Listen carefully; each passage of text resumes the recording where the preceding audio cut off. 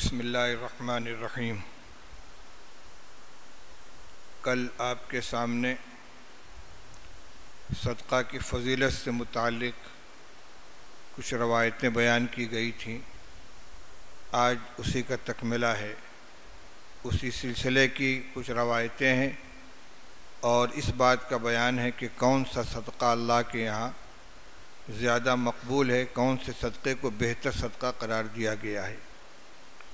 الحمدللہ نحمدہ ونستعینہ ونستغفرہ ونؤمن بہ ونتوکل علیہ ونعوذ باللہ من شرور انفسنا ومن سیئات اعمالنا من یہدہ اللہ فلا مضل له ومن یضلل فلا ہادی له ونشهد ان لا الہ الا اللہ وحدہ لا شریک له ونشهد ان سیدنا ومولانا محمدا عبدہ ورسولہ صلی اللہ تعالی علیہ وعلی آلہ وصحبہ وبارک وسلم۔ اما بعد فعن ابی ہریرہ رضی اللہ تعالی عنہ عن النبی صلی اللہ علیہ وسلم قال بینما رجل بفلاة من الارض فسمع صوتا في صحابة اسق حديقة فلان فتنحى ذلك الصحاب فأفرغ ماءه في حرة فإذا شرجة من تلك الشراج قد استوعبت ذلك الماء كله فتتبع الماء فإذا رجل قائم في حديقته يحول الماء بمسحاته فقال له يا عبد الله ما اسمك؟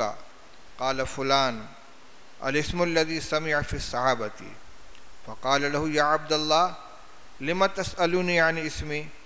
فقال إني سمعت صوتا في السحاب الذي هذا ماؤه ويقول اسق حديقة فلان لاسمك فما تصنع فيها؟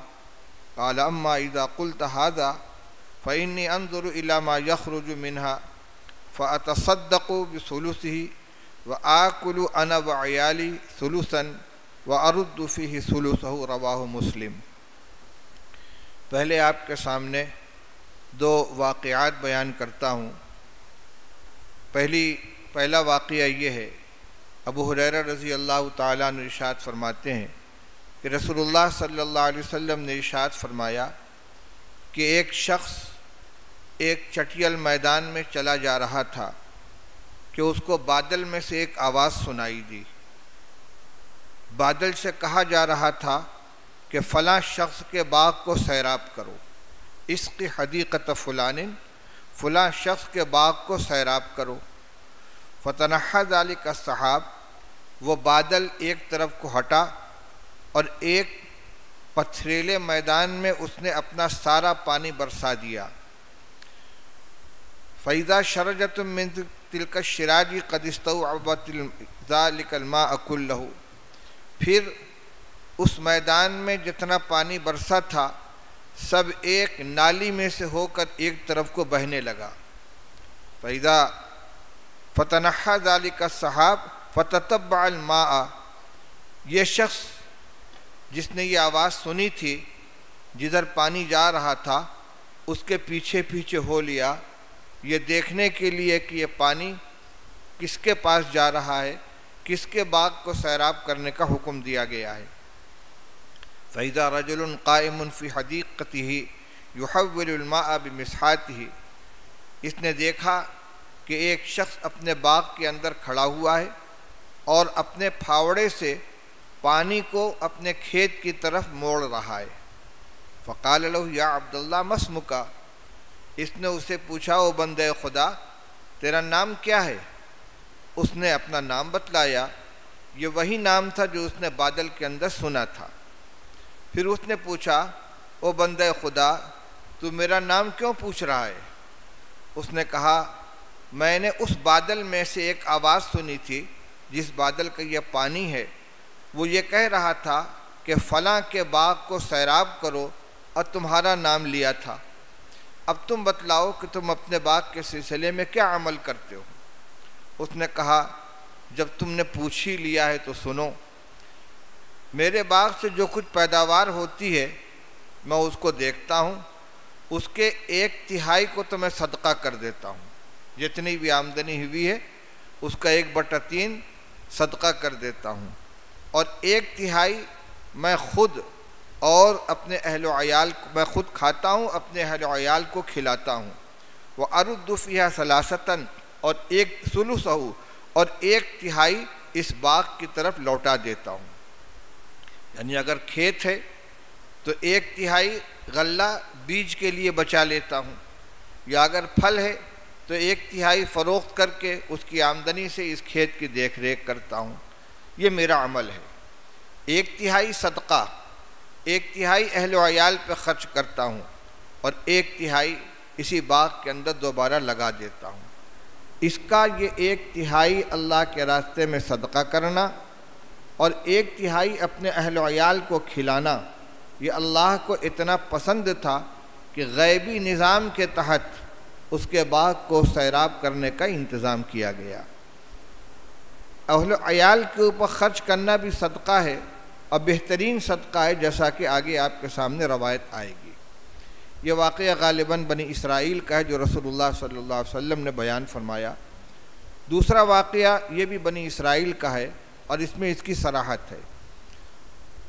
وعنہ انہ سمع النبی صلی اللہ علیہ وسلم یقول ان ثلاثة من بنی اسرائیل ابرص واقرع واعمى فاراد اللہ ان یبتلیہم۔ ابو ہریرہ رضی اللہ عنہ فرماتے ہیں کہ انہوں نے رسول اللہ صلی اللہ علیہ وسلم کو یہ فرماتے ہوئے سنا کہ بنی اسرائیل میں 3 آدمی تھے۔ ایک سفید داغ والا تھا، مبروس، جس کو سفید داغ تھا۔ دوسرے گنجا تھا، اس کے سر پہ بال نہیں تھے۔ تیسرا نابینا تھا۔ تینوں ایک ایک جسمانی عیب میں مبتلا ہیں۔ ایک مبروس ہے، سفید داغ والا، ایک گنجا ہے، اور ایک نابینا۔ فرماتے ہیں فَأَرَادَ اللَّهُ أَن يَبْتَلِيَهُمْ، اللہ نے ان تینوں کو آزمانے کا ارادہ فرمایا، ان تینوں کو آزمانا چاہا، ان کا امتحان لینا چاہا۔ فَبَعَثَ إِلَيْهِمْ مَلَكًا، اللہ نے ان تینوں کی جانب ایک فرشتے کو بھیجا۔ فَأَتَى الْأَبْرَصَ، وہ پہلے مبروس کے پاس آیا، سفید داغ والے کے پاس۔ فَقَالَ أَيُّ شَيْءٍ أَحَبُّ إِلَيْكَ، اور اس سے پوچھا کہ تم کو سب سے زیادہ کون سی چیز پسند ہے؟ قَالَ لَوْنٌ حَسَنٌ وَجِلْدٌ حَسَنٌ وَيَذْهَبُ عَنِّي الَّذِي قَدْ قَدَرَنِيَ النَّاسُ، اس نے کہا مجھے اچھا رنگ اور اچھی کھال پسند ہے، میرا رنگ صحیح ہو جائے، میری کھال درست ہو جائے، اور وہ عیب جس کی وجہ سے لوگ مجھ سے نفرت کرتے ہیں وہ ختم ہو جائے۔ قَالَ فَمَسَحَهُ، فرماتے ہیں اس فرشتے نے اس کے بدن پر ہاتھ پھیرا۔ فَذَهَبَ عَنْهُ قَدَرُهُ، اس کی جو چیز گھن والی تھی وہ ختم ہو گئی، یعنی خوبصورت ہو گیا، داغ ختم ہو گیا۔ وَأُعْطِيَ لَوْنًا حَسَنًا وَجِلْدًا حَسَنًا، اس کو اچھا رنگ اور اچھی کھال مرحمت فرما دی گئی۔ قَالَ فَأَيُّ الْمَالِ أَحَبُّ إِلَيْكَ، فرشتے نے پوچھا کہ تم کو کون سا مال سب سے زیادہ پسند ہے؟ قَالَ الْإِبِلُ، اس نے کہا مجھے اونٹ سب سے زیادہ پسند ہے۔ او قال البقر، یا اس نے گائے کہی۔ تو شک اسحاق الا ان الابرص والاقرع قال احدهما الابل وقال الاخر البقر، حدیث کے راوی کو اس میں شک ہو گیا، دونوں دو ہیں، ایک سفید داغ والا اور ایک گنجا، اس میں سے ایک نے اونٹ پسند کیا تھا اور ایک نے گائے پسند کی تھی۔ قال فاعطي ناقة عشراء، مان لیا کہ اس نے اونٹ پسند کیا تھا، فرماتے ہیں اس کو ایک ایسی اونٹنی دے دی گئی جو 10 مہینے کی گابھن تھی، بالکل بچہ جننے کے قریب۔ فقال بارک اللہ لک فیہا، فرشتے نے کہا اللہ تم کو اس اونٹنی کے اندر برکت عطا فرمائے، اتنا کہہ کے وہاں سے چلا۔ قال فأتى الاقرع، گنجے کے پاس پہنچا۔ قال ای شیء احب الیک، اس سے پوچھا تم کو سب سے زیادہ پسندیدہ کیا چیز ہے؟ قال شعر حسن ویذهب عنی هذا الذی قد قذرنی الناس، اس نے کہا خوبصورت بال مجھے چاہیے، اور یہ جو میری بد شکلی ہے جس کی وجہ سے لوگ مجھ سے نفرت کرتے ہیں یہ ختم ہو جائے۔ قال فمسحه فذهب عنه قال واعطي شعرا حسنا، فرماتے ہیں کہ فرشتے نے اس کے اوپر ہاتھ پھیرا اور اس کا وہ عیب ختم ہو گیا اور اس کو خوبصورت بال نکل آئے۔ قال فأي المال احب الیک، اسے پوچھا تمہیں کون سا مال پسند ہے؟ قال البقر، اس نے کہا گائے، اور اگر پہلے نے گائے پسند کی تھی تو اس نے اونٹ کا نام لیا۔ فأعطی بقرۃ حاملا، اس کو بھی ایک گابھن گائے دے دی گئی۔ قال بارک اللہ لک، فرشتے نے کہا اللہ تم کو اس میں برکت عطا فرمائے۔ قال فأتی الأعمى، پھر وہ نابینا کے پاس پہنچا۔ قال أي شيء، قال أي شيء أحب إليك، پوچھا کہ تم کو کون سا مال زیادہ پسندیدہ ہے؟ اس کو ہٹاؤ۔ قال، پورے نہیں آواز آ رہی، قال أن يرد الله إلي بصري، اس نے کہا مجھے، اس نے پوچھا أي شيء أحب إليك، تمہیں کیا چیز سب سے زیادہ محبوب ہے؟ قال أن يرد الله إلي بصري، اللہ تعالیٰ میری بینائی لوٹا دیں، میری آنکھ کی بینائی لوٹ آئے۔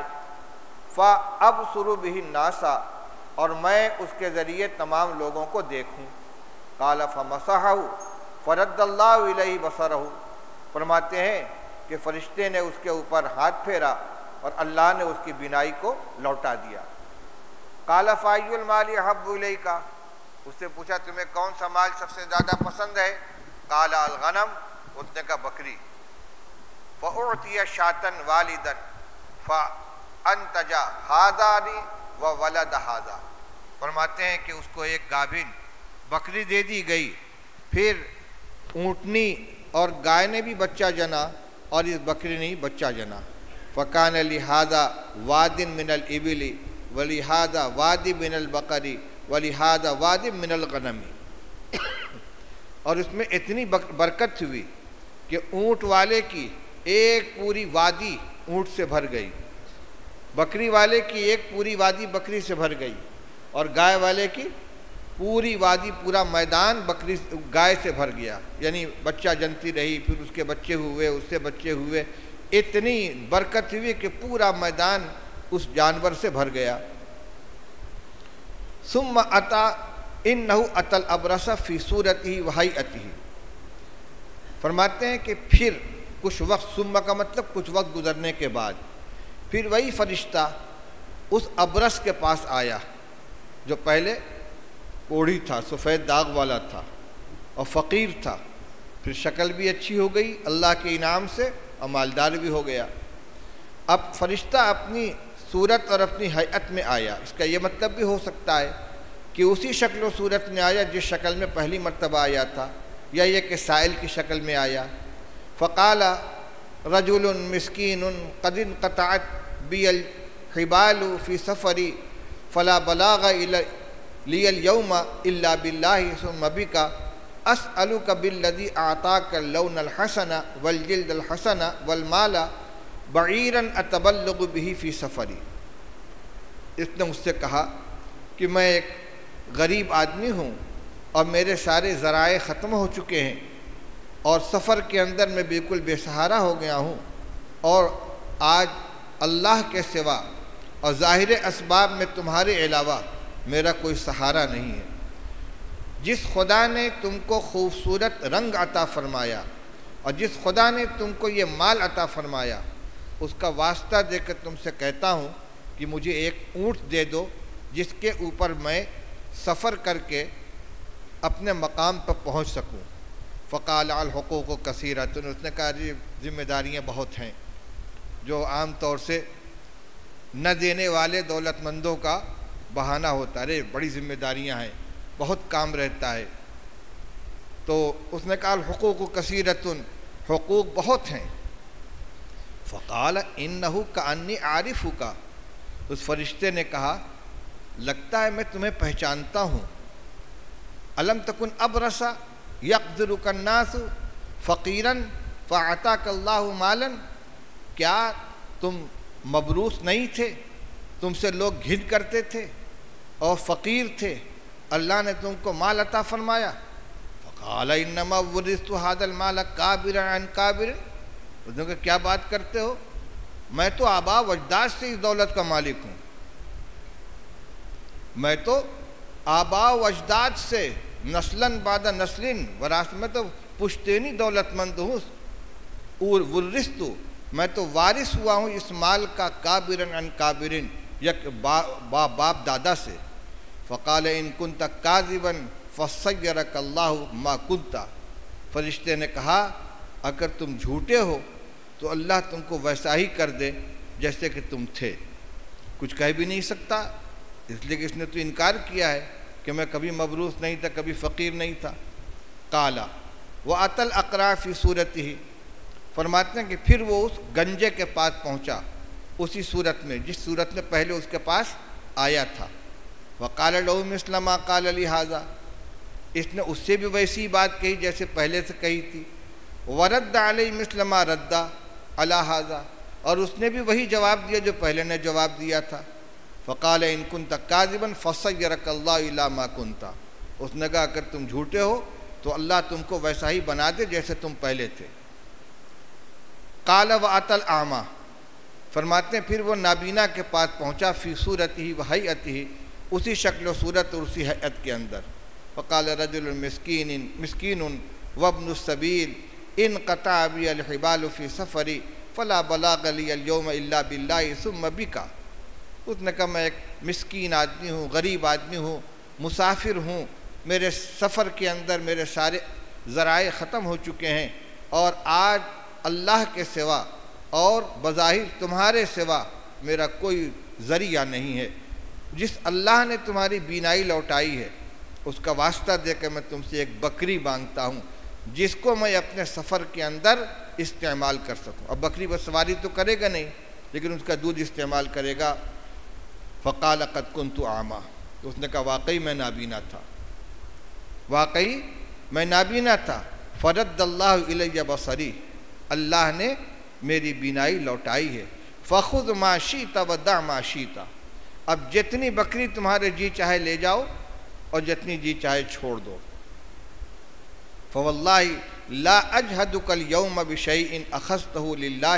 آج تم جو کچھ بھی لوگے اللہ کی رضا کی خاطر میں اس میں کوئی تم کو پریشان نہیں کروں گا، یعنی کچھ کمی نہیں کروں گا، جتنا چاہو لے جاؤ. فقال امسک مالک. اس نے کہا بھائی اپنا سارا مال سنبھالو، تم رکھو، مجھے کچھ نہیں چاہیے. فإنما ابتلیتم فقد رضی عنک وسخط علی صاحبیک. حقیقت یہ ہے کہ تم 3 آدمیوں کا امتحان لیا گیا تھا، 2 ناکام ہو گئے، 1 کامیاب ہو گیا. 2 سے اللہ تعالیٰ ناراض ہو گئے، تم سے اللہ تعالیٰ ناراض ہو گئے، اور تمہارے دونوں ساتھیوں سے تم سے اللہ تعالیٰ راضی ہو گئے اور تمہارے دونوں ساتھیوں سے ناراض ہو گئے. اس واقعے کو رسول اللہ صلی اللہ علیہ وسلم نے بیان فرمایا ہے. اس میں بڑی عبرت ہے. حالات لوگوں کے اوپر آتے رہتے ہیں. بہت سے ایسی مثالیں ملتی ہیں کہ ایک وقت غربت کا، پریشانی کا، افلاس کا ہے، پھر اللہ تعالیٰ عطا فرماتے ہیں، خوشحالی آ جاتی ہے. اس میں درس یہ ہے کہ جب تنگ دستی کے بعد خوشحالی آئے تو آدمی اپنے پہلے وقت کو بھول نہ جائے. ہر وقت اس کو یاد رہے کہ میں کیا تھا اور اللہ نے مجھے کیا بنا دیا. اور اگر کوئی شخص اس حال کا حوالہ دے کر اس سے سوال کرے تو اس کو برا نہیں ماننا چاہیے، بلکہ واقعی اس کو اعتراف کرنا چاہیے کہ واقعتاً اللہ نے مجھ کو نوازا ہے اور میری ذمہ ہے یہ کہ میں دوسرے غریب لوگوں کی مدد کروں. یہاں تو امر ظاہر ہو گیا کہ ظاہر بات ہے کہ پہلے دونوں کی ساری دولت ختم ہو گئی ہوگی اور جیسے تھے ویسے ہو گئے، اور جس نے کہا کہ جتنا چاہو لے جاؤ، اس کے اس جذبے اور اس قول کی بنا پر، اللہ کی نعمت کی قدر کرنے اور شکر گزاری کی بنا پر اس کا کچھ گیا بھی نہیں اور اس نعمت کے اوپر وہ برقرار رہا. قارون کا واقعہ قرآن پاک کے اندر بیان کیا گیا ہے. اس سے لوگوں نے، اللہ تعالیٰ نے اس کو بہت دولت دی تھی. دولت کے سلسلے میں اس کی مثال دی جاتی ہے. قرآن میں فرمایا گیا کہ اللہ نے اس کو اتنی دولت دی تھی کہ جہاں وہ خزانے رکھتا تھا ان خزانوں میں جو تالا بند کیا جاتا تھا اس کی چابیاں ایک بڑی جماعت کو اٹھانے سے تھکا دیتی تھی. خزانہ کتنا تھا؟ ظاہر بات ہے کہ گودام کے اندر ایک دو تو نہیں رکھا جائے گا، بڑی مالیت کا سونا چاندی ہوگا. پھر اس پہ ایک تالا بند ہے، اس تالے کی چابی ہے. کتنی دولت ہوگی، کتنے کمروں میں گوداموں میں بند کیا گیا ہوگا، کتنے تالے لگے ہوں گے، کتنی چابیاں ہوں گی. فرمایا کہ اس کے اٹھانے سے طاقتور جماعت تھک جاتی تھی، لیکن جب اس سے کہا گیا کہ اللہ کے راستے میں خرچ کر، وابتغی فیما آتاک اللہ دار الآخرہ، اللہ نے جو تمہیں عطا کیا ہے اس سے آخرت کو تلاش کرو. وَأَحْسِن كَمَا أَحْسَنَ اللَّهُ إِلَيْكَ، اور اللہ نے جیسے تمہارے ساتھ احسان کیا ہے تم بھی اللہ کی مخلوق کے ساتھ احسان کرو. یعنی دیا ہے اللہ نے تو کیا کہتا ہے، انما اوتیتہ علی علم عندی. کیا بات کہہ رہے ہو، اپنے تجربے سے، اپنی مہارت سے میں نے سب حاصل کیا ہے.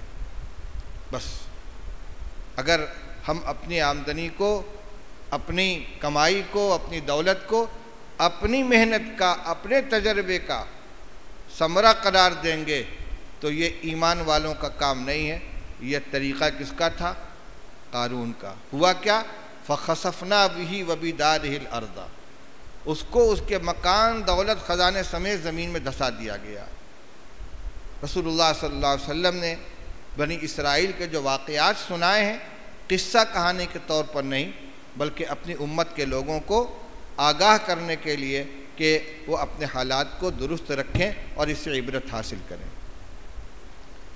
اب اس کے بعد چند روایتیں میں آپ کے سامنے پڑھ رہا ہوں. باب افضل الصدقتی، کل تو صدقے کی فضیلت آئی تھی، کون سا صدقہ زیادہ بہتر ہے. فرمایا عن ابی ہریرہ رضی اللہ تعالی عنہ وحکیم بن حزام رضی اللہ تعالی عنہ قال قال رسول اللہ صلی اللہ علیہ وسلم خیر الصدقۃ ما کان عن ظہر غنى وابدأ بمن تعول، رواہ البخاری. حضرت ابو ہریرہ اور حضرت حکیم بن حزام رضی اللہ عنہما فرماتے ہیں کہ رسول اللہ صلی اللہ علیہ وسلم نے ارشاد فرمایا کہ بہترین صدقہ وہ ہے جو غنا کی پشت سے ہو. غنا کی پشت سے کیا مطلب؟ یعنی اگر آدمی خود بہت تنگ دست ہے، بہت پریشان ہے اور جو کچھ اس کے پاس ہے سب خرچ کر دے گا تو خود تنگی میں مبتلا ہوگا، دوسرے کے سامنے ہاتھ پھیلانا پڑے گا. تو عن ظہر غنن کا مطلب یہ ہے کہ خوشحال ہے اور صدقہ کر رہا ہے. دوسرا معنی یہ بیان کیا گیا ہے کہ عن ظہر غنن، غنا کی پشت پناہی اسے حاصل ہو، یعنی خرچ کرنے کے بعد خود محتاج نہ ہو جائے بلکہ اپنی ضرورت اپنے اہل و عیال کے لیے بچا کر صدقہ کرے تاکہ صدقہ کرنے کے بعد پچھتاوا نہ ہو، پریشانی نہ ہو اور ناشکری کی یا دوسروں کے سامنے ہاتھ پھیلانے کی نوبت نہ آئے. فرمایا وابدأ ممن تعول، اور اپنے اہل و عیال کے اوپر خرچ کرنے سے آغاز کرو. پہلے اپنے گھر والوں کے اوپر خرچ کرو، بیوی بچوں کے اوپر خرچ کرو. وعن ابی مسعود رضی اللہ تعالی عنہ قال قال رسول اللہ صلی اللہ علیہ وسلم اذا انفق المسلم نفقۃ علی اہلہ وهو يحتسبها كانت له صدقۃ متفق علیہ. ابو مسعود انصاری رضی اللہ تعالیٰ عنہ فرماتے ہیں کہ رسول اللہ صلی اللہ علیہ وسلم نے ارشاد فرمایا کہ جب کوئی شخص اپنے گھر والوں پر کوئی چیز خرچ کرتا ہے اور وہ اس سے اللہ سے ثواب کی امید رکھتا ہے، بوجھ سمجھ کر نہیں خرچ کرتا بلکہ یہ سمجھتا ہے کہ اللہ نے ان کی ذمہ داری میرے اوپر ڈالی ہے، ان کا حق مجھ سے وابستہ فرمایا ہے، مجھے ان کا کفیل بنایا ہے، اللہ کا حکم پورا کرنے کے لیے میں خرچ کر رہا ہوں اور مجھے اللہ تعالیٰ اس کا اجر عطا فرمائیں گے.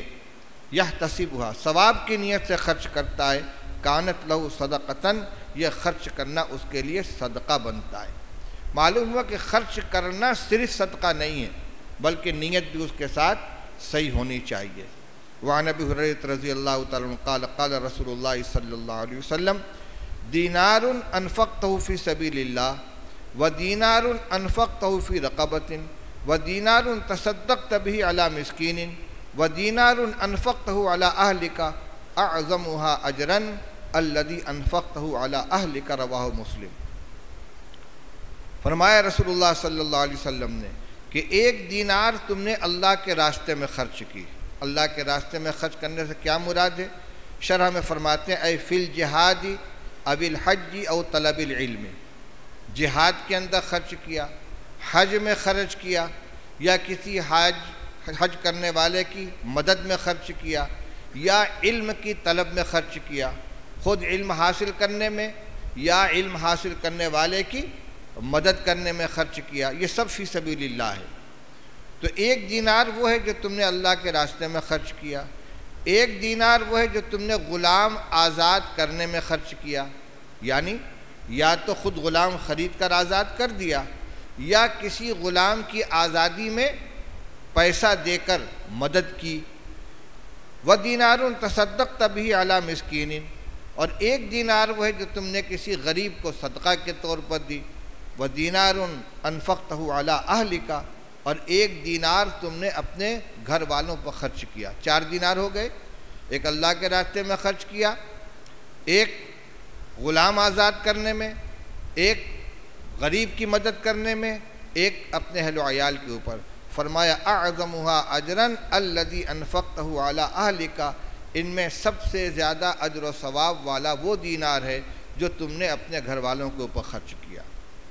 وعن ثوبان رضی اللہ تعالی عنہ قال قال رسول اللہ صلی اللہ علیہ وسلم افضل دینار ينفقه الرجل دینار ينفقه على عیاله ودینار ينفقه على دابته فی سبیل اللہ ودینار ينفقه على اصحابه فی سبیل اللہ۔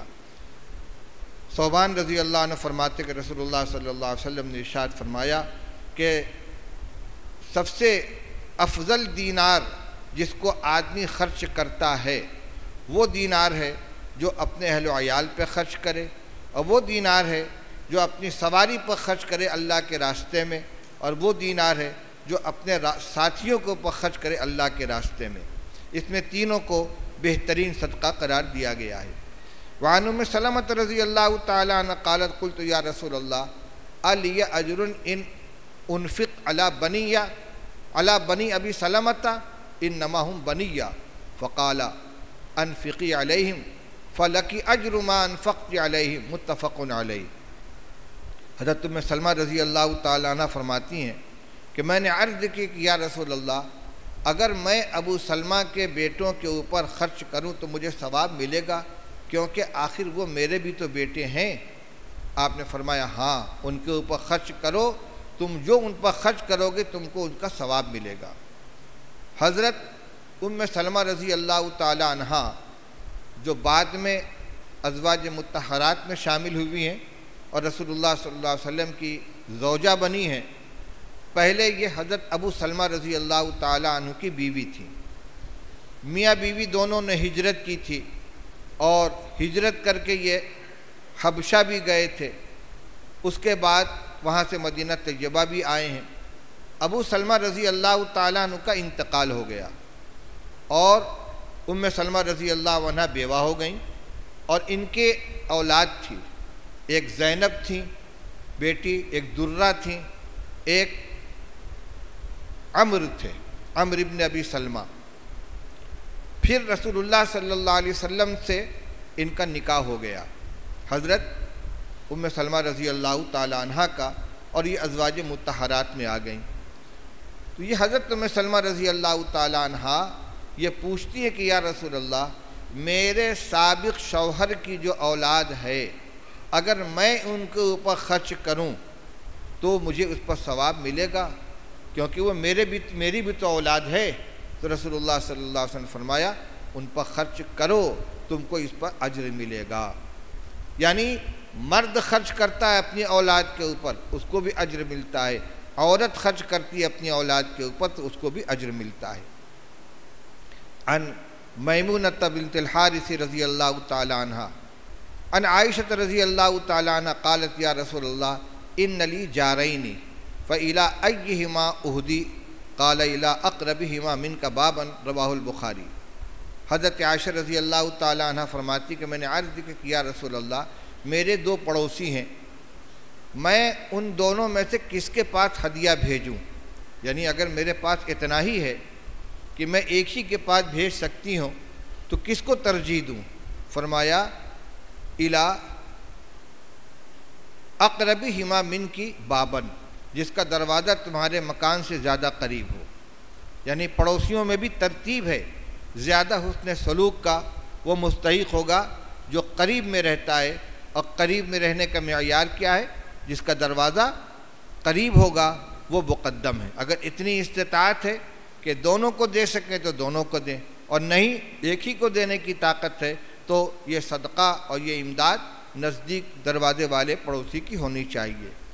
وعن ابی ذر رضی اللہ تعالیٰ عنہ قال قال رسول اللہ صلی اللہ علیہ وسلم اذا طبخت مرقة فاکثر ماءها وتعاہد جیرانک، رواہ مسلم۔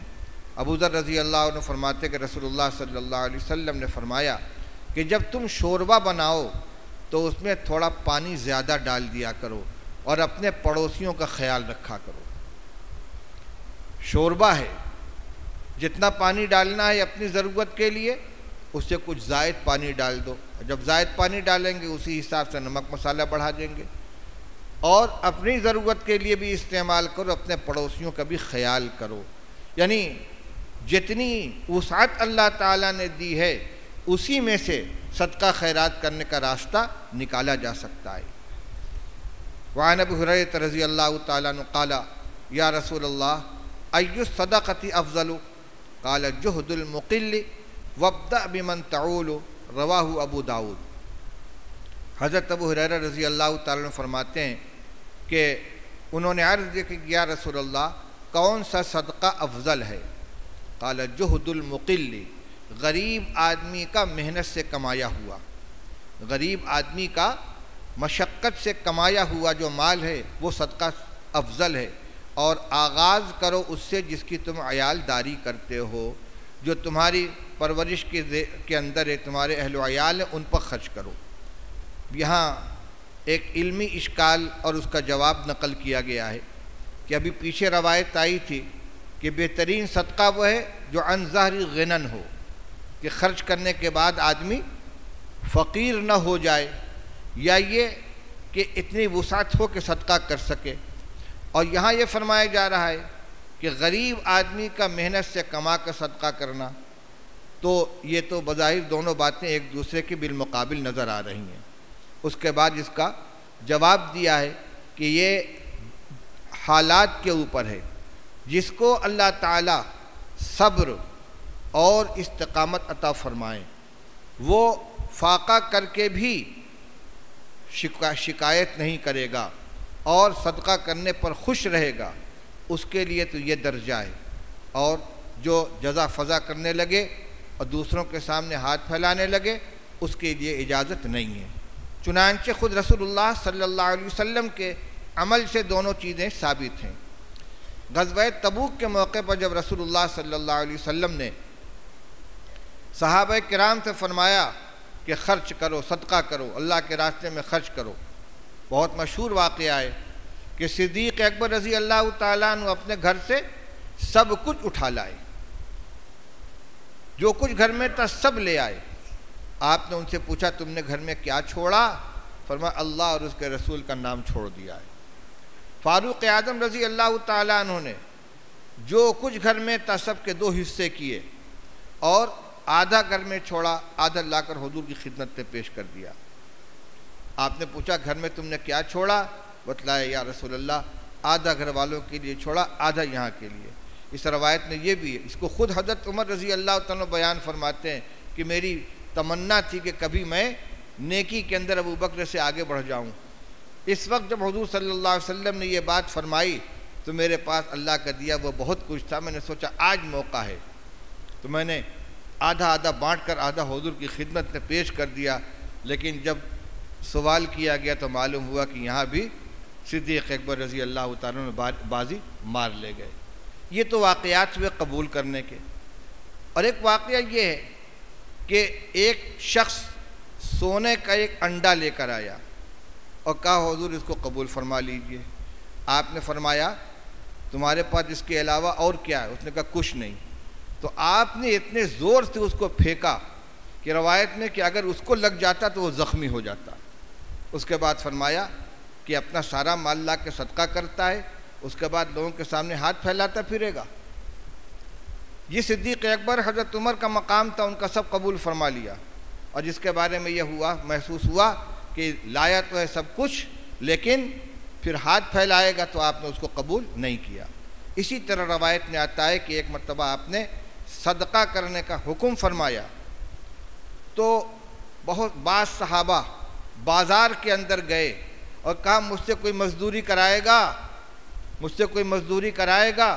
کسی نے کہا میرا یہ سامان میرے گھر تک پہنچا دو۔ سامان لادا، گھر تک پہنچایا، انہوں نے ایک درم دیا، اس درم کو لا کے انہوں نے حضور کی خدمت میں پیش کر دیا۔ حضور صلی اللہ علیہ وسلم نے جتنا مال آیا تھا سب کے اوپر اس کو رکھا۔ یہ ہے جہد المقل، مشقت سے کمایا ہوا۔ تو اگر دل کے اندر صبر ضبط ہے تو جو محنت کی کمائی ہو اس کو اللہ کے راستے میں خرچ کرے۔ مقدار نہیں دیکھی جاتی، خرچ کرنے والے کی حالت اور اس کا جذبہ دیکھا جاتا ہے۔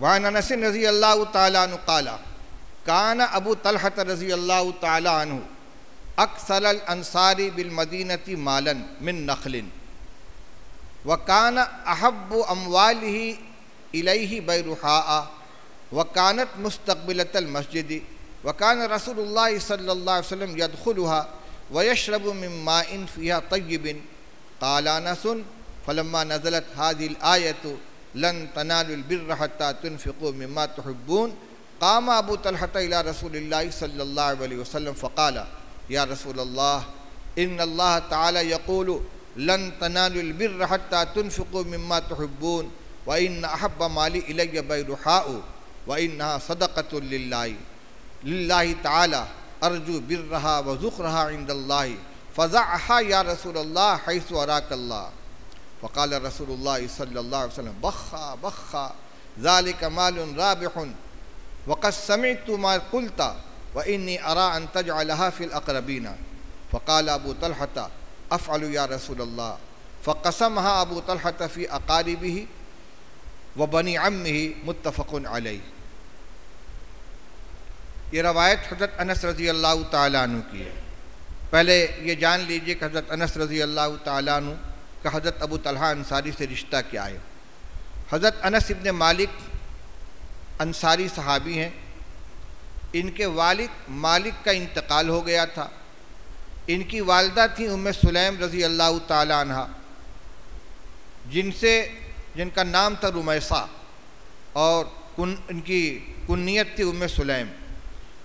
حضرت ابو طلحہ انصاری رضی اللہ تعالی عنہ نے ان سے نکاح کر لیا، اور حضرت انس رضی اللہ تعالیٰ عنہ کی پرورش حضرت ابو طلحہ انصاری رضی اللہ تعالیٰ عنہ کے گھر میں ہوئی ہے۔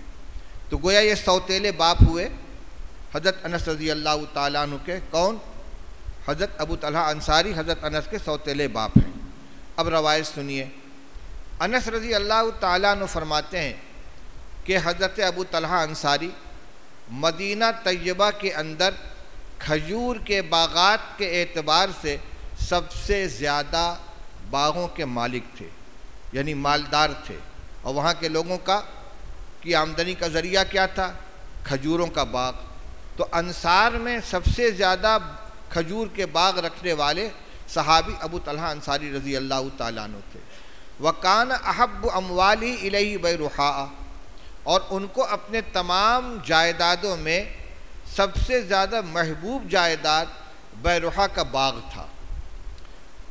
اس کے محبوب ہونے کی جو اور وجہ ہوگی وہ تو تھی ہی، دو وجہ اور تھی یہ جو بیان ہو رہی ہے۔ کانت مستقبلۃ المسجد، مسجد نبوی کے بالکل سامنے یہ پڑتا تھا۔ وکان رسول اللہ صلی اللہ علیہ وسلم یدخلها ویشرب من ماء فیہا طیب، اور دوسری وجہ اس کے محبوب ہونے کی یہ تھی کہ رسول اللہ صلی اللہ علیہ وسلم اس باغ میں تشریف لے جایا کرتے تھے، اور اس میں میٹھے پانی کا جو کنواں تھا اس کنویں سے پانی نوش فرمایا کرتے تھے۔ اس وجہ سے ایک تو مسجد کے قریب، دوسرے رسول اللہ صلی اللہ علیہ وسلم اس میں تشریف لے جاتے تھے، اس کا پانی پیتے تھے، آرام فرماتے تھے۔ اس وجہ سے یہ باغ حضرت ابو طلحہ انصاری رضی اللہ تعالیٰ عنہ کو بہت محبوب تھا۔ قال انس ولما نزلت هذه الآیہ، انس رضی اللہ عنہ فرماتے ہیں کہ جب قرآن پاک کی یہ آیت نازل ہوئی، لن تنالوا البر حتى تنفقوا مما تحبون، کہ تم نیکی کو نہیں پا سکتے جب تک کہ تم ان چیزوں میں سے خرچ نہ کرو جو تمہیں محبوب ہیں۔ اپنی محبوب و پسندیدہ چیز جب اللہ کے راستے میں خرچ کرو گے تب تمہیں نیکی کا اعلیٰ مقام ملے گا۔ جب یہ آیت نازل ہوئی تو تمام صحابہ کرام نے غور کرنا شروع کیا کہ مجھے اپنی تمام چیزوں میں سب سے زیادہ محبوب کیا چیز ہے۔ جو چیز جس کو سب سے زیادہ پیاری تھی اس کو صدقہ کیا۔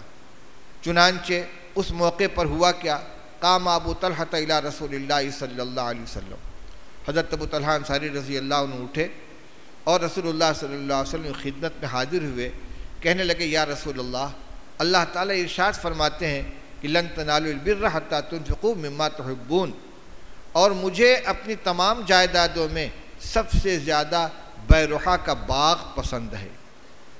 ایک تو باغ کا نام بیروحہ، دوسرے اس کے اندر جو کنواں تھا اس کنویں کو بھی بیر بیروحہ کہا جاتا تھا۔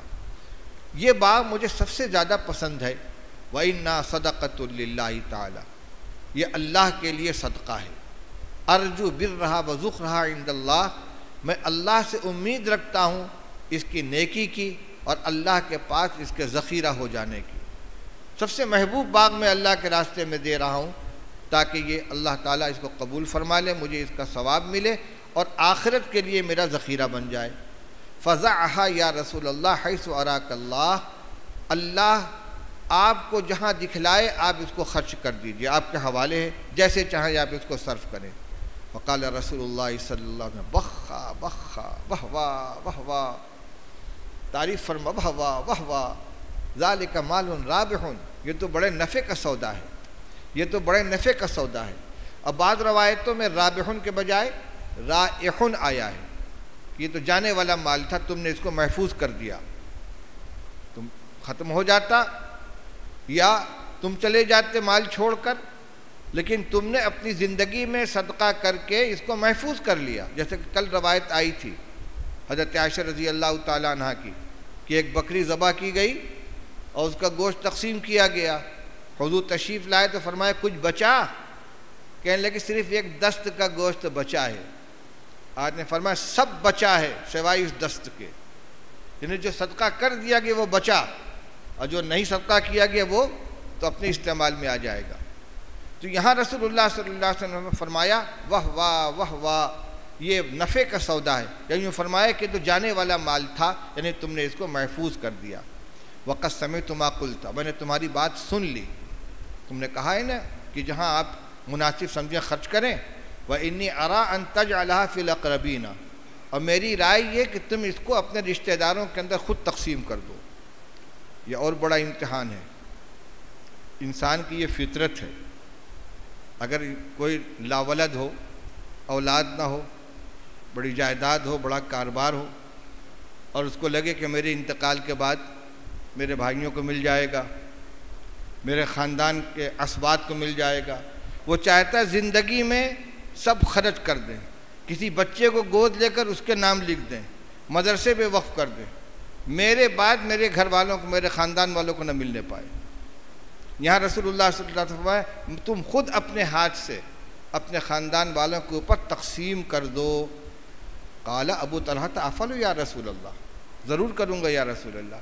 فقسمها ابو طلحہ فی اقاربہ و بنی عمہ، ابو طلحہ رضی اللہ تعالیٰ عنہ نے اس باغ کو، بڑا باغ تھا، اپنے رشتہ داروں میں اور اپنے چچا کی اولاد نے تقسیم کر دیا۔ یہاں ان کا تذکرہ نہیں ہے کہ کون تھے وہ۔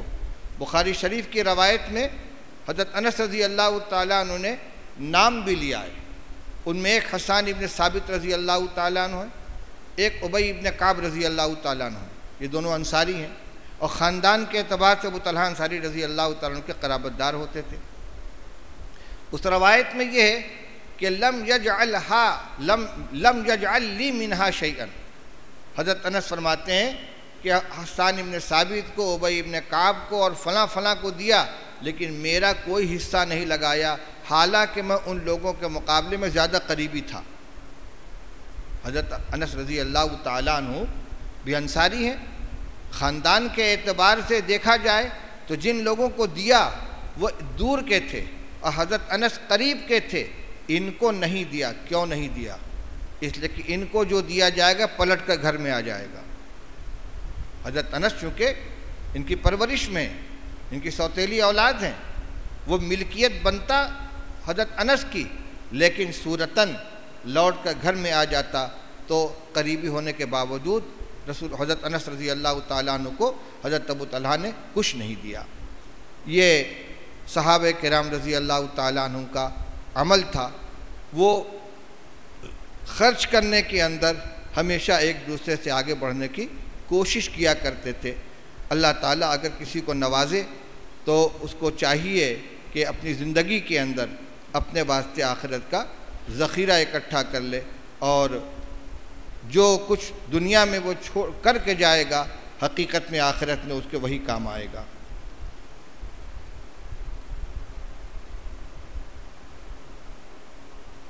ایک روایت اور ہے، عن ابی جریج جابر بن سلیم قال اتیت المدینة فرأیت رجلا یصدر الناس عن رأیہ لا یقول شیئا الا صدروا عنہ قلت من هذا قالوا هذا رسول اللہ قال قلت علیک السلام یا رسول اللہ مرتین قال لا تقل علیک السلام، علیک السلام تحیۃ المیت، قل السلام علیک، قلت انت رسول اللہ قال انا رسول اللہ الذی ان اصابک ضر فدعوتہ کشفہ عنک وان اصابک عام سنۃ فدعوتہ انبتھا لک واذا كنت بارض فقر او فلات واذا كنت في ارض قفر او فلات فظلت راحلتك فدعوته ردها عليك قلت اعهد الي قال لا تسبن احدا قال فما سببت بعده حرا ولا عبدا ولا بعيرا ولا شاة قال ولا تحقرن شيئا من المعروف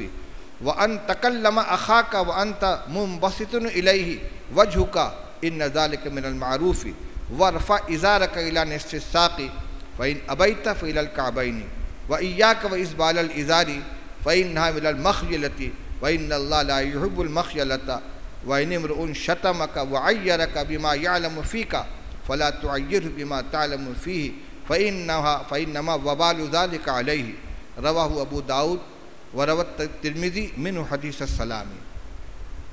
یہ روایت میں نے پیچھے کی پڑھی ہے جس میں صدقہ کی مختلف قسمیں بیان کی گئی ہیں، جس میں مال خرچ کرنے کے علاوہ اور نیک اعمال کو بھی صدقہ قرار دیا گیا ہے۔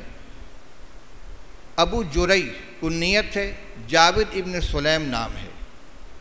وہ کہتے ہیں کہ میں مدینے آیا، جب میں مدینے پہنچا تو میں نے دیکھا کہ ایک آدمی ہے، لوگ اس کے پاس جاتے ہیں اور جو کچھ وہ کہتا ہے اس کو سن کر آتے ہیں اور اس کو نقل کرتے ہیں، یعنی وہ ذو رائے ہے، اچھی باتیں بیان کرنے والا ہے۔ ایک آدمی کو میں نے دیکھا یصدر الناس عن رأیہ، لوگ اس کے پاس سے اس کے فرمان کو لے کر آتے ہیں، لا یقول شیئا الا صدروا عنہ، وہ جو کچھ کہتے ہیں سب کو لوگ یاد کر کے لے آتے ہیں۔ قلت من ھذا، میں نے لوگوں سے پوچھا یہ کون ہے؟ قالوا ھذا رسول اللہ، لوگوں نے بتلایا یہ اللہ کے رسول ہیں۔ تو کہتے ہیں کہ قلت علیک السلام یا رسول اللہ، میں حاضر ہو گیا، میں نے 2 مرتبہ علیک السلام یا رسول اللہ، علیک السلام یا رسول اللہ۔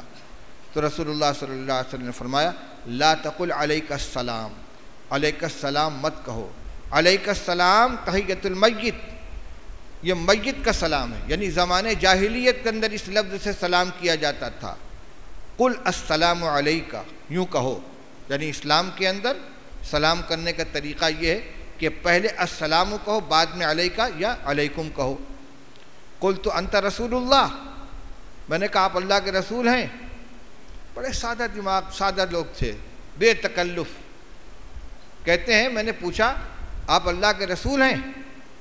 آپ نے فرمایا انا رسول اللہ، ہاں میں اس اللہ کا رسول ہوں، الذی ان اصابک ضر فدعوتہ کشفہ عنک، کہ اگر تم کو کوئی تکلیف پہنچے اور تم اس کو پکارو تمہاری تکلیف دور کر دے گا۔ وَإِنْ أَصَابَكَ عَامُ سَنَةٍ فَدَعَوْتَهُ أَنبَتَهَا لَكَ، اگر قحط سالی آ جائے، کھیت میں تمہارے پانی نہ برسے، تم اس کو پکارو تو تمہاری کھیتی اگا دے گا۔ وَإِذَا كُنْتَ بِأَرْضٍ قَفْرٍ أَوْ فَلَاتٍ، اور اگر تم کسی ایسے میدان میں ہو جو چٹیل میدان ہے، نہ وہاں گھاس ہے نہ پانی ہے، فَضَلَّتْ رَاحِلَتُكَ، اور وہاں تمہاری سواری کی اونٹنی گم ہو جائے، ظاہر بات ہے کہ وہاں سے نکل نہیں سکتا، موت سامنے نظر آ رہی ہے، فَدَعَوْتَهُ، اور تم اس اللہ کو پکارو، رَدَّهَا عَلَيْكَ، وہ تمہاری اونٹنی کو واپس کر دے گا۔ یہ تعارف کرایا رسول اللہ صلی اللہ علیہ وسلم نے، جس خدا کی یہ شان ہے، میں اس خدا کا رسول ہوں، میں اس کا پیغام پہنچانے والا ہوں۔ قُلْتُ اعْهِدْ إِلَيَّ، کہتے میں نے کہا مجھے کچھ وصیت فرما دیجئے، مجھے کچھ نصیحت کر دیجئے۔ یا رسول اللہ کہہ کر رسول تو مان لیا تھا، ایمان لے آئے، کہ اب میں آیا ہوں، لگتا ہے یہ کہیں باہر کے تھے، مدینہ پہنچے تھے، اب پھر واپس جانا چاہتے ہیں، تو حضور صلی اللہ علیہ وسلم سے عرض کہ یا رسول اللہ مجھے کچھ نصیحت فرما دیجئے۔ اب جو آپ نے نصیحتیں فرمائی ہیں وہ سنیے، پلو سے باندھ لینے کے لائق ہیں، اور کس طرح انہوں نے عمل کیا اس کو بھی دیکھیے۔ آپ نے فرمایا لا تسبن احدا، ہرگز کسی کو گالی مت دینا، برا بھلا مت کہنا۔ کہتے فما سببت بعدہ حرا ولا عبدا ولا بعیرا ولا شاتا، اس کے بعد میں نے نہ کسی آزاد کو، نہ کسی غلام کو، نہ کسی اونٹ کو، نہ کسی بکری کو، کسی کو برا نہیں کہا، جانور تک کو میں نے نہیں کوسا۔ کبھی ہوتا ہے نا، جانور پریشان کرتا ہے تو اس کو کوستے ہیں، برا کہتے ہیں، کہنے میں حضور کی اس نصیحت پر ایسا عمل کیا کہ میری زبان سے کبھی کوئی برا لفظ نہیں نکلا، گالی نہیں نکلی۔ قالا ولا تحقرن شیئا من المعروف، دوسری نصیحت آپ نے فرمائی کہ کسی نیکی کو معمولی مت سمجھنا، کسی نیک کام کو ہرگز معمولی مت سمجھنا، جس نیکی کی بھی توفیق ملے اس کو کر لینا۔ حتیٰ کہ آپ نے فرمایا اتق النار ولو بشق تمرۃ، جہنم سے اپنے آپ کو بچاؤ چاہے آدھا چھہارا صدقہ کر کے کیوں نہ ہو، ایک چھہارا بھی نہیں، آدھا چھہارا صدقہ کر دو، یہ بھی تم کو جہنم سے بچائے گا۔ یہ نہ سوچو کہ آدھے چھہارے سے کیا ہوتا ہے، 8 آنے سے 4 آنے سے کیا ہوتا ہے، ایک مٹھی جو سے کیا ہوتا ہے، نہیں، جتنا ہو سکے اتنا نیک کام کرو۔ ایک مرتبہ سبحان اللہ پڑھنے سے بھی گریز مت کرو، جو بھی نیکی ہو سکے اس کو کرو، جس لائن کی بھی ہو۔ ورنہ لا تحقرن شیئا من المعروف، نیک اعمال میں سے کسی عمل کو ہرگز حقیر مت جاننا۔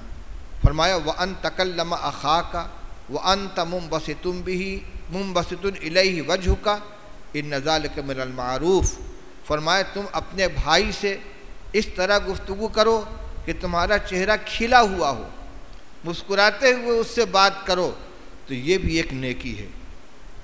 مسکراتے چہرے سے اپنے بھائی سے بات کرو تو یہ بھی ایک نیکی ہے۔ عبوساً قمطریرا، چہرے پہ غصے کے آثار ہیں، منہ بگڑا ہوا ہے، اس طرح بات کر رہے ہیں، یہ نہیں، بات کر رہے ہیں، جو بھی بات ہو رہی ہے مسکراتے ہوئے چہرے کے ساتھ، بشاشت کے ساتھ گفتگو، فرمایا یہ بھی نیکی ہے، اس میں کچھ خرچ نہیں ہو رہا ہے، بس ذرا سے چہرے کا رنگ بنا لیا، اس کو بھی نیکی قرار دیا۔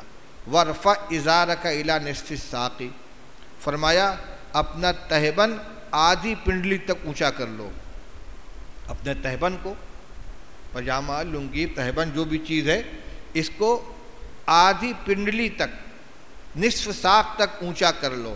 فَإِنْ أَبَيْتَ فَإِلَى الْكَعْبَيْنِ، اگر اتنا نہیں کر سکتے تو زیادہ سے زیادہ ٹخنے تک، ٹخنے کے نیچے لٹکانے کی گنجائش نہیں ہے۔ وَإِيَّاكَ وَإِسْبَالَ الْإِزَارِ، اور تہبند کو نیچے لٹکا لینا، اس سے بچنا، ٹخنے سے نیچے لٹکانے سے بچنا۔ فَإِنَّهَا مِنَ الْمَخْيَلَةِ، کیونکہ یہ تکبر میں شامل ہے۔ وَإِنَّ اللَّهَ لَا يُحِبُّ الْمَخْيَلَةَ، اور اللہ تعالیٰ تکبر کو پسند نہیں کرتے۔ اس سے ایک مسئلہ حل کر لیجئے۔ بعض روایتوں میں یہ آتا ہے کہ جو آدمی اپنا تہبند پاجامہ تکبر کی بنا پر ٹخنے سے نیچے لٹکا کر پہنتا ہے وہ جہنم میں جائے گا۔ اب بعض روایتوں میں مطلق منع کیا گیا ہے کہ پاجامہ لنگی ٹخنے سے نیچے مت لٹکاؤ۔ بعض لوگ یہ کہتے ہیں کہ جو آدمی تکبر کی بنا پر لٹکائے گا وہ تو حرام ہے، اور جو فیشن کی بنا پر لٹکائے گا وہ حرام نہیں ہے، کیونکہ حدیث میں یہ فرمایا کہ تکبر کی بنا پر لٹکانے سے گناہ ہوگا۔ اس روایت میں آپ غور کیجئے، رسول اللہ صلی اللہ علیہ وسلم کیا فرماتے ہیں؟ تہبند کا ٹخنے سے نیچے لٹکانا ہی تکبر ہے، الگ سے تکبر کی ضرورت نہیں ہے۔ فرمایا کہ وَإِيَّاكَ وَإِسْبَالَ الْإِزَارِ فَإِنَّهَا مِنَ الْمَخْجَلَةِ، تہبند کو ٹخنے سے نیچے لٹکانے سے بچنا کیونکہ یہ تکبر ہے۔ وَإِنَّ اللَّهَ لَا يُحِبُّ الْمَخْجَلَةَ، اور اللہ تعالیٰ تکبر کو، گھمنڈ کو پسند نہیں کرتے۔ تکبر کس کو کہتے ہیں؟ ایک حدیث میں اس کی تعریف کی گئی ہے، بطر الحق وغمت الناس، حق بات کو نہ ماننا اور دوسروں کو حقیر جاننا، یہ تکبر ہے۔ جب یہ معلوم ہو گیا کہ رسول اللہ صلی اللہ علیہ وسلم نے اس سے منع فرمایا ہے، اس کے باوجود آدمی نہ مانے، یہی تو تکبر ہے۔ الگ سے تکبر کی نیت کرنے کی ضرورت نہیں ہے، مطلق لٹکا دینا جو ہوگا یہی تکبر ہے، الا یہ کہ بلا ارادہ چلا جائے، جیسے کہ حضرت صدیق اکبر رضی اللہ تعالیٰ عنہ کا معاملہ تھا۔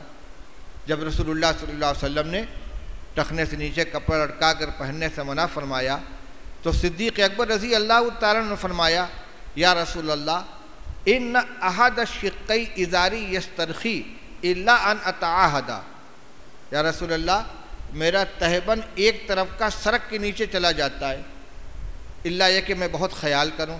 آپ نے فرمایا انک لست ممن یفعلہ خیلاء، تم تکبر کی بنا پر ایسا کرنے والے نہیں ہو۔ اول تو یہ کہ بالارادہ ایسا نہیں ہوتا تھا، فرماتے ہیں بہت خیال رکھوں تو ٹھیک رہتا، ذرا سا غفلت ہو سڑک کے نیچے چلا جائے، ایک طرف کا ہو سکتا ہے کمر کے اندر کوئی ایسی شکل ہو کہ ادھر ٹکتا نہ ہو۔ تو یہ صدیق اکبر رضی اللہ تعالیٰ نے جب فرمایا کہ میں خیال رکھتا ہوں تو نہیں جاتا، اور ذرا سا بے خیالی ہو تو سرک جاتا ہے، تو آج نے فرمایا کہ تم تکبر کی بنا پر کرنے والے نہیں ہو۔ کیوں؟ تکبر کی بنا پر وہ ہوگا کہ جو حکم معلوم ہونے کے باوجود قصداً جان بوجھ کر کپڑا لٹکا کر پہنتا ہو۔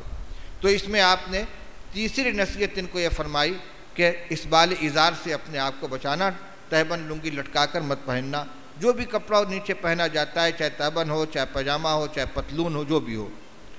آخری بات یہ فرمائی کہ وَإِنِ امْرُؤٌ شَتَمَكَ وَعَيَّرَكَ بِمَا يَعْلَمُ فِيكَ، اگر کوئی آدمی تم کو گالی بکے اور اس عیب کے اوپر تم کو عار دلائے جو تمہارے بارے میں وہ جانتا ہے، تمہارے اندر کوئی خرابی ہے، عملی ہے یا کوئی جسمانی عیب ہے، اور اس کا وہ عار دلاتا ہے، تم وہی ہو نا جو فلاں کام جس نے کیا ہے۔ فرما اگر کوئی شخص تم کو گالی بکے اور تم کو شرم دلائے، عار دلائے کسی ایسی چیز کے اوپر جو وہ تمہارے بارے میں جانتا ہے، فَلَا تُعَيِّرْهُ بِمَا تَعْلَمُ فِيهِ، تو تم اس کو عار مت دلانا اس عیب کی بنا پر جو تم اس کے بارے میں جانتے ہو۔ ان مت ہاں ہاں اور تم بھی تو فلاں ہو، تم نے بھی تو فلاں کام کیا، ہرگز ایسا مت کرنا۔ وہ تمہارے عیب کو جانتا ہے، اس کی بنا پر عار دلا رہا ہے، تم اس کے عیب کو جانتے ہو تو اس کی بنا پر عار مت دلانا۔ فَإِنَّمَا وَبَالُ ذَلِكَ عَلَيْهِ، اس صورت میں اس کا وبال اسی کے اوپر پڑے گا۔ معلوم ہوا کہ ایسی صورت میں کہ ہم جانتے ہیں کہ اس کے عیب کو ہم بیان کر کے نہلے پر دہلا کر سکتے ہیں، لیکن برداشت کر جائیں تو حساب یہاں سے اٹھ کر چلا جائے گا، آخرت میں اللہ تعالیٰ اس کا اجر عطا فرمائیں گے۔ وفی روایت فیکون لک اجر ذالک ووبالہ علیہ، ایک روایت میں یہ ہے، آج نے فرمایا کہ تم کو اس کا ثواب ملے گا اور اس کے اوپر وبال پڑے گا۔ تم جاننے کے باوجود بدلہ نہیں لوگے تو تم کو ثواب ملے گا، اور اس نے جو عار دلائی ہے اس کا اس کو